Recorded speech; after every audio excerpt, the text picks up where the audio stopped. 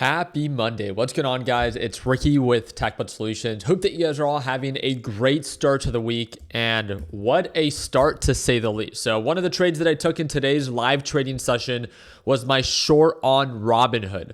I'm up a little bit over $3,000. And again, I trade live every single morning. If you ever want to watch me trade live, you can literally watch me for as little as $1 a day. And it's the second link in the description down below.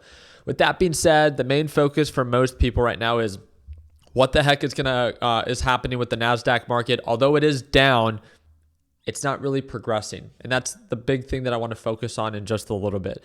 The other thing is Tesla. Tesla hit lows, I think, of like 8 or almost 9% as it hit lows of 288, but is really beginning to consolidate. So why is Tesla selling off so much? Is it because Tesla's a terrible company? Again, I talked a little bit about this yesterday. Tesla is not selling off because of a fundamental reason. It's selling off because of the sentiment behind Elon. As long as Elon continues to challenge Trump, he puts kind of like, how do I want to say that? He puts Tesla and Tesla investors on the hot seat. Because then Trump, if he feels targeted by Elon, who is a very powerful, rich individual, an influential individual, then again, Trump can try to be more petty against Elon and therefore be more petty against Tesla investors if he does anything to go against Tesla. So again, Tesla is not selling off because technically there is bad news. If it was bad news based off of fundamentals, Tesla would have started selling off 2 quarters ago or 2 earning reports ago when Tesla reported that it wasn't growing as a car company. The only reason that Tesla has been going up is because of Elon's affiliation with Trump. And then again, we got a taste of this just a few weeks ago, right? When Tesla went to lows of 277 and then began to recover. And this was the initial feud between Trump and Elon. We thought that that was thrown under the bus, or pretty much, again, under the rug, I think is the analogy that is used. But now we're going back down to retest. But now it seems like it's a little bit more lingering. So Elon now wants to create the America Party, a party that is kind of, I would say, the best of both worlds between the Republicans and the Democrats.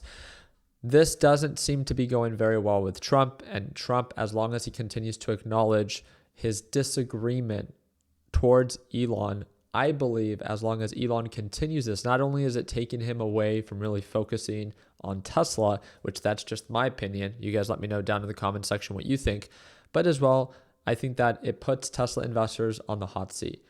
If Tesla becomes a target for Trump, he's going to make it harder for Tesla to continue to thrive during Trump conditions. And that's for the next 4 years, right? We're still within the first year of his presidential term. So just something to be aware of. If Elon continues this, most likely more negative selling pressure should follow with Tesla. It's as simple as that, right? Because we know fundamentally Tesla's not there as a car company. It's not growing. It hasn't been there for the past 2 quarters. That's not a surprise.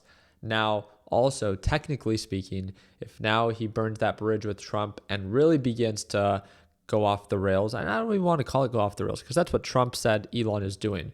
At the end of the day, Elon is welcome to do whatever it is that he wants. He's in a position to do so, but that doesn't mean that Tesla investors have to support him and take the loss with him. Elon can afford that loss.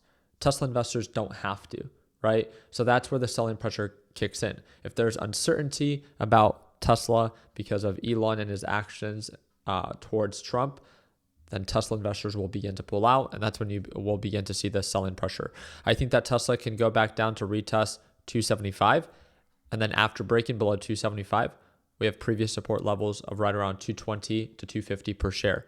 I think that, again, Tesla fundamentally as a company belongs sub $200 per share, but we'll see if it actually gets there. We'll see if Elon actually tolerates the stress that comes with, the selling pressure with Tesla. So the only other thing that I quickly want to talk about is what's going on with Trump and these tariffs. A lot of you guys know is that these tariffs, the 90-day pause, that's a whole conversation that we've talked about in the past video.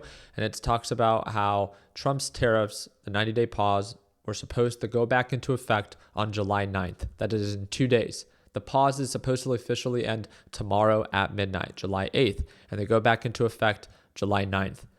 They've already pushed back the deadline. And that's the part that's so infuriating about all of this is that this made up deadline is just fully made up. Trump still doesn't have any trade deals. Supposedly, now he's making threats. If President Trump says that any company aligning with anti-American policies of BRICS will be charged an additional 10%. Trump adds there will be no exception to this policy. And again, he says one thing and then just does another and then later backs down when no one comes to the table to negotiate with him. So I've heard it all before down in the comment section where people try to support him in everything it is that he does. And I'm all for testing and trying new things. But when you see that someone is not showing any signs of progress or they're not getting anything done, just call it what it is, right? Trump is not your sports team, right? He shouldn't define you as a person. He's just an individual, and individuals make mistakes. Even the ones that you love the most, you're not going to agree with everything it is that they do. There's nothing wrong with acknowledging that he is not negotiating very well when it comes down to these tariffs. It's been 90 days, and the reason that he paused this 90-day tariff was because markets were on a free fall. He needed markets to recover because it wasn't a good look for him.